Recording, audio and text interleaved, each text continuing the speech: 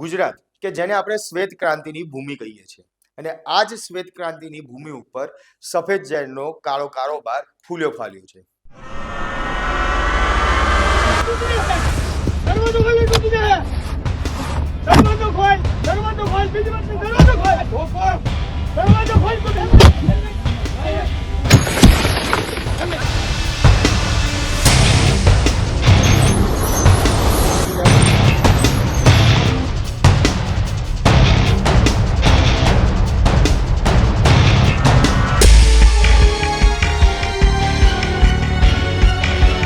કહી શકાય કે એક બકરીનું દૂધ ઉપલબ્ધ નથી.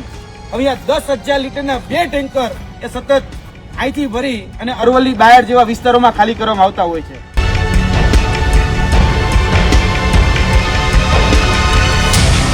નમસ્કાર, લલકાર ન્યૂઝ સાથે હું મયુર મેવાડા.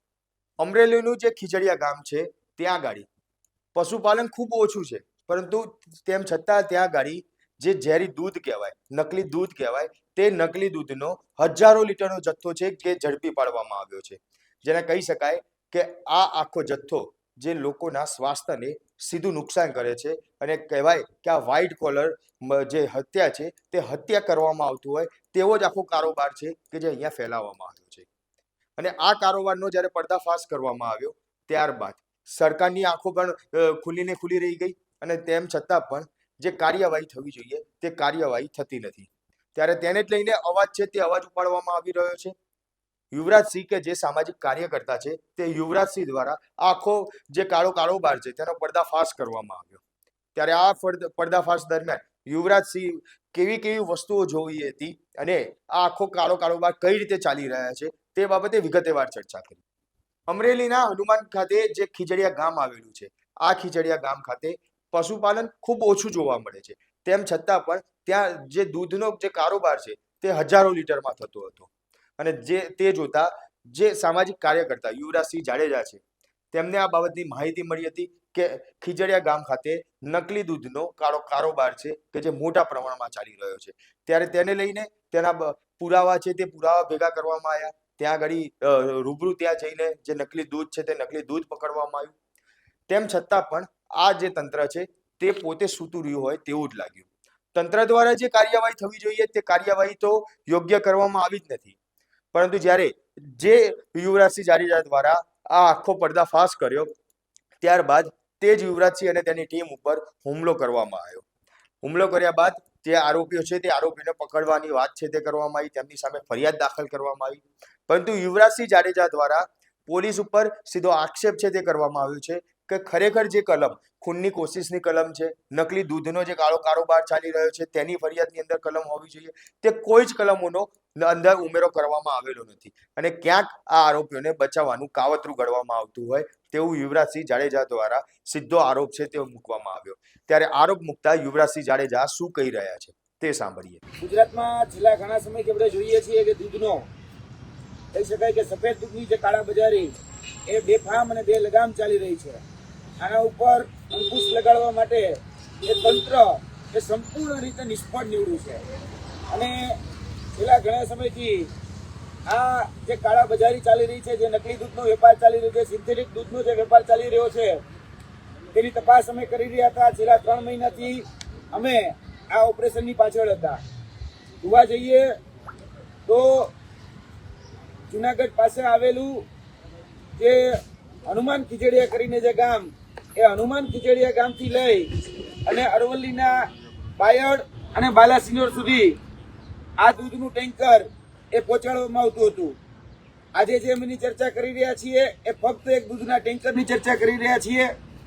એટલે એવું ન માનતા કે છીંડે ચડ્યો એ ચોર. આ તો એક અમારી સામે એવું છે જેના આધાર પુરાવા સાથે અમે તમારી સમક્ષ મૂકી શકીએ છીએ. પરંતુ ગુજરાતમાં આવા સેંકડો એ દૂધના ટેન્કરો જે છે એ અત્યારે ક્યાંક ને ક્યાંક મોતનો કારોબાર અને માફિયાઓ અને તંત્રોની મિલીભગતથી ચાલી રહ્યો છે. દૂધને આપણે પુરાણોમાં ખૂબ પવિત્ર ગણવામાં આવ્યું છે. આપણે મહાદેવની શિવલિંગ ઉપર પણ ચડાવીએ છીએ. નાના બાળકને પણ આપણે ગાયનું દૂધ હોય, ભેંસનું દૂધ હોય કે બકરીનું દૂધ હોય એ પીવડાવતા હોઈએ છીએ. પરંતુ અત્યારે જે દૂધના નામે જે ઝેર પીવડાવવામાં આવી રહ્યું છે એ ઝેર ખૂબ ગંભીર છે. કારણ કે જ્યારે હનુમાન ખીજડીયાથી લઈ અને અમે આ દૂધની જ્યારે રેકી કરતા હતા ત્યારે હનુમાન ખીજડીયાથી લઈ આટકોટ, જસદણ, વિછિયા, ખેડા, કટલાલ, કપડવંજ થઈ અને આ દૂધ બાયડની જે માધવ શીત કેન્દ્ર અંતર્ગત જે આવતી અલગ અલગ જે સહકારી ડેરીઓ હતી એ 4 સહકારી ડેરીઓમાં આ દૂધ એ ખાલી કરવામાં આવતું હતું. અમે આ દૂધની જ્યારે રેકી કરી રહ્યા હતા એ રેકી બાદ જ્યારે હનુમાન ખીજડીયાથી આ દૂધ ભરાય અને સવારે 11 વાગે નીકળ્યું ત્યારે વડિયા પાસે અમારી ઉપર સૌપ્રથમ પહેલો હુમલો કરવામાં આવ્યો અને એ જીવલેણ હુમલો જ્યારે અમારી ઉપર કરવામાં આવ્યો ત્યારબાદ બીજી જગ્યા એટલે કે અમરનગરનું ગામ ત્યાં પણ એક બાઇક એટલે કે સ્પ્લેન્ડર જેવું બાઇક અમારા ગાડીની આગળ નાખી દેવામાં આવ્યું અને અમારી ઉપર મોટા પથ્થર એટલે કે બેલા વડે હુમલો કરવામાં આવ્યો.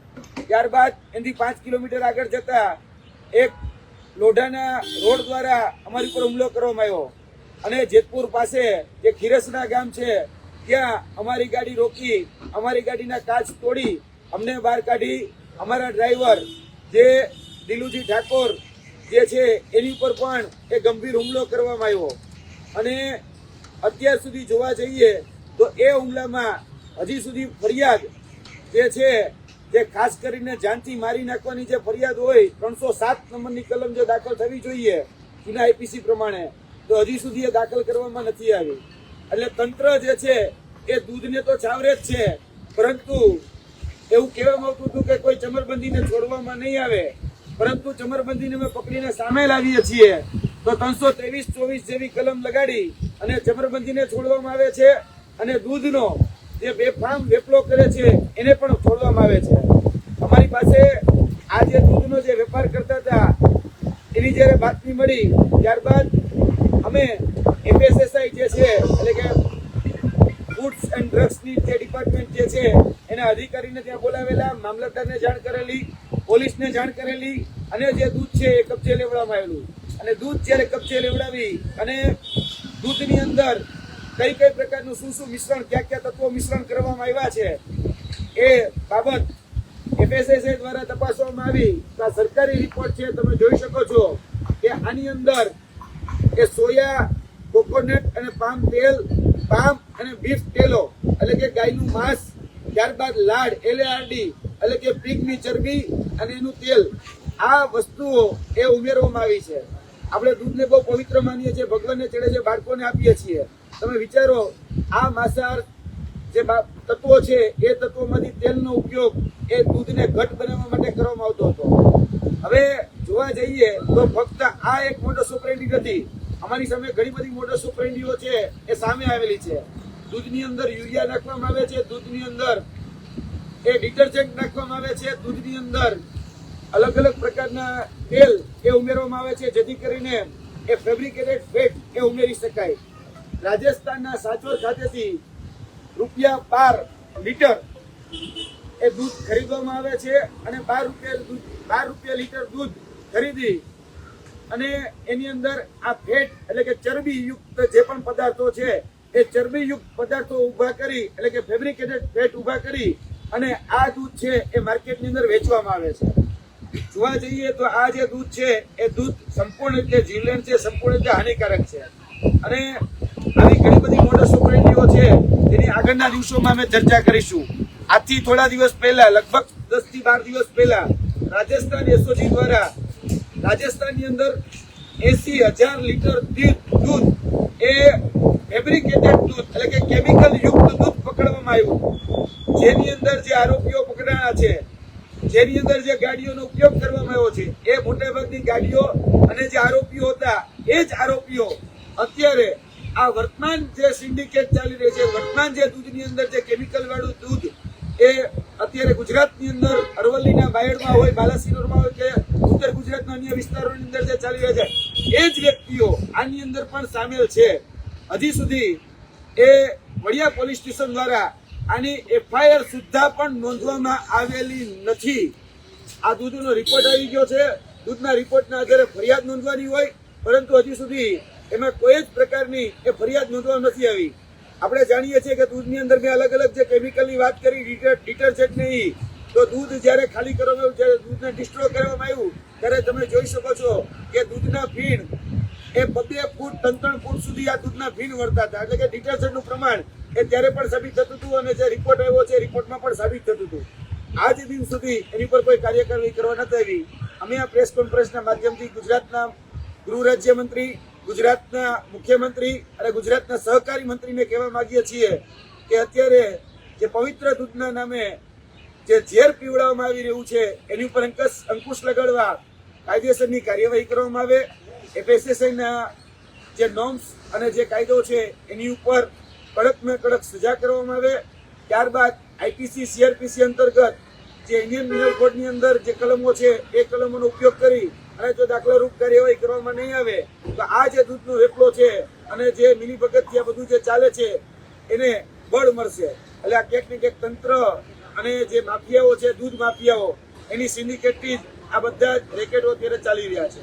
મંડળમાંથી એકાદા મંત્રીને રાજીનામું અપાવી યુવરાજસિંહને માનદ મંત્રી પદ તરીકે સ્થાન આપવું જોઈએ, જેથી કરી વધુ સારી રીતે એ કામ કરી શકે. આજે બહુ દુઃખ સાથે કહેવું પડે કે આ પૃથ્વી ઉપર જે સંતાન, જે બાળક જન્મે છે એ સૌથી પહેલું ટીપું જો પીવે દૂધનું તો માના દૂધનું ટીપું પીવે. દૂધથી જીવનની શરૂઆત થાય. દુનિયાના તમામ માણસે જન્મતા વેત જ પહેલા દૂધ પીવે. દૂધની પવિત્રતા, માણસના જીવન સાથે દૂધનો સંબંધ એ અલગ લેવલ.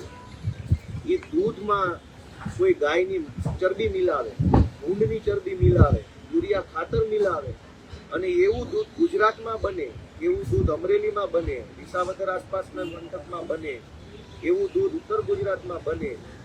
એ દૂધ ગુજરાતની સહકારી ડેરીઓમાં જાય, ડેરીઓના માધ્યમથી બ્રાન્ડેડ કંપનીઓના પેકિંગ થાય અને મારા તમારા ઘરમાં એવું ગાયની ડુક્કરની ચરબીવાળું યુરિયા ખાતરથી બનેલું દૂધ આવે.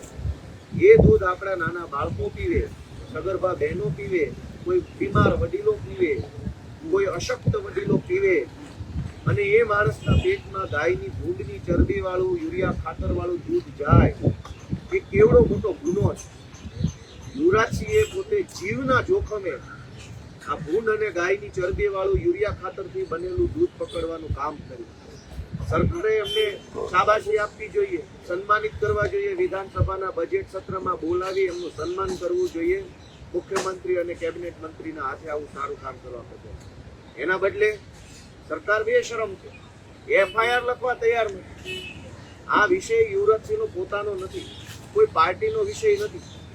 ગુજરાતમાં ભૂંડની અને ગાયની ચરબીમાંથી બનેલું દૂધ વેચાય. પહેલા તો એવું દૂધ કોઈ બનાવીને પછી ટેન્કરોના ટેન્કરો 10,000 લીટરનું ટેન્કર ભરીને સહકારી ડેરીમાં એ દૂધ જમા કરાવી દે અને સરકાર જોયા કરે છે. આ દૂધનો, સફેદ દૂધનો કાળો કારોબાર રોકવાની જવાબદારી તો સરકારની છે. પણ બહુ દુઃખ થાય છે અને બધા આખા ગુજરાતની જનતાને હું તો વિનંતી કરું છું કે આપણે જાગવું પડશે. સરકારે આપણને મરવા માટે છોડી દીધા. કોના ઘરમાં યુરિયા ખાતર અને ભૂંડની ચરબીથી બનેલું દૂધ આવતું છે કેમ ખબર પડે? અને આ ચિંતામાં હું પોતે વર્ષોથી બજારમાંથી ખરીદેલું દૂધ પીતો નથી. ક્યાંક કોકના ઘરે મહેમાન થાવ ને એમના ઘરે ગાય ભેંસ હોય ને મળે તો પીવાનું, બાકી બજારમાંથી એક પણ દૂધની થેલી લઈને હું નથી પીતો. કારણ કે મને ખ્યાલ છે કે અનેક ડેરીઓની અંદર આ ધંધા ચાલે છે. તમે જુઓ કે ગુજરાતમાં છેલ્લે જ્યારે પશુ વસ્તી ગણતરી થયેલી, ભારત સરકાર પશુ વસ્તી ગણતરી કરે છે એના ચોક્કસ સમયે, ભારત સરકારના ચોપડે નોંધાયેલા જેટલા પશુઓ છે એના કરતાં 4 ગણું દૂધ ઉત્પાદન ગુજરાતમાં. એવું કેવી રીતે બને કે ગામમાં 2 ભેંસો હોય, 4 ગાયો હોય અને 5,000 લીટર દૂધ ઉત્પન્ન થઈ જાય? કુલ પશુઓની સંખ્યા કરતાં 4 ગણું વધુ દૂધ ગુજરાતની અલગ અલગ ડેરીઓના માધ્યમથી આપણા પેટમાં જઈ રહ્યું છે. આ દૂધ કેમિકલ વાળું, યુરિયા ખાતર વાળું, LARD લાડ એટલે કે ભૂંડની ચરબી વાળું છે, બીફ એટલે કે ગાયની ચરબી વાળું દૂધ છે. આવું ઝેરી, નકલી, માંસાહારી પદાર્થો નાખેલું દૂધ આપણને પીવડાવવામાં આવે છે અને એમાં અનેક નેતાઓ હપ્તા લે છે. યુવરાજસિંહ આ સ્ટિંગ ઓપરેશન ઉપર લાગેલા છે. હું એમને ખૂબ પહેલા તો અભિનંદન આપું છું કે એણે જીવની પરવા નથી કરી. યુવરાજસિંહ કોઈ મંત્રી નથી, સંત્રી નથી, ધારાસભ્ય નથી, કશું જ નથી. છતાં એમને ચિંતા થઈ, એમને પોતાનો જીવ જોખમમાં મૂકીને આ દૂધનો કારોબાર ખુલ્લો પાડ્યો છે અને છતાંય આજે એમની FIR નથી લેવામાં આવતી. એ બહુ દુર્ભાગ્યપૂર્ણ છે. આ દૂધ બાબતે અમે પણ સરકારમાં રજૂઆત કરવાની કોશિશ કરશું અને યુવરાજસિંહને જ્યાં કંઈ પણ જરૂર હોય મારી અથવા આપણી પાર્ટીની એમાં પૂરા તન મન ધનથી યુવરાજસિંહને ટેકો આપીએ છીએ અને કોઈ પણ સંજોગોમાં ભૂંડ અને ગાયની ચરબીથી બનતું યુરિયા ખાતર મિશ્રિત દૂધ ગુજરાતમાં બંધ થાય એના માટે અમે લડશું. સત્ર ચાલી રહ્યું છે, સત્રમાં મુદ્દો ઉઠાવો. બિલકુલ આ મુદ્દો ઉઠાવવાની હું કાલથી જ અમે પાર્ટીમાં શરૂઆત કરી દઈશું, ચર્ચા કરી અને રજૂઆત કરશું કે આ ઝેરી દૂધનો કારોબાર રોકવામાં આવે. તો યુવરાજસિંહ જાડેજા દ્વારા સીધો આક્ષેપ કરવામાં આવ્યો અને આ આક્ષેપ સરકાર ઉપર છે તે પણ કરવામાં આવ્યો, ત્યાંનું જે સ્થાનિક તંત્ર છે તે તંત્ર ઉપર કરવામાં આવ્યો અને કહેવામાં આવ્યું કે આ જે નકલી દૂધ બનાવવામાં આવી રહ્યું છે અને જે નકલી દૂધ પીવડાવવામાં આવી રહ્યું છે, કારણ કે દૂધ વધારે બાળકોને પીવડાવવામાં આવતું હોય છે અને આ બાળકો દ્વારા જે દૂધ પીવાય છે તેના કારણે સીધા તે હોસ્પિટલમાં એડમિટ થાય તેવી પરિસ્થિતિ ઊભી થતી હોય છે. એટલે યુવરાજસિંહ જાડેજાએ સીધો આક્ષેપ કર્યો છે કે આ કોઈ દૂધ બનાવવામાં નથી આવતું, પરંતુ હોસ્પિટલમાં પેશન્ટો વધુ કઈ રીતે મોકલાય તે તૈયાર કરવામાં આવે છે.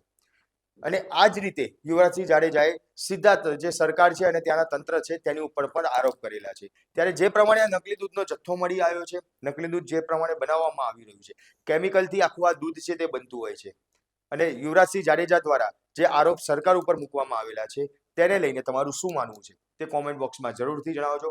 સાથે જ અમારા આ વિડીયોને લાઇક, શેર અને ચેનલને સબસ્ક્રાઇબ કરવાનું ભૂલશો નહીં. આભાર.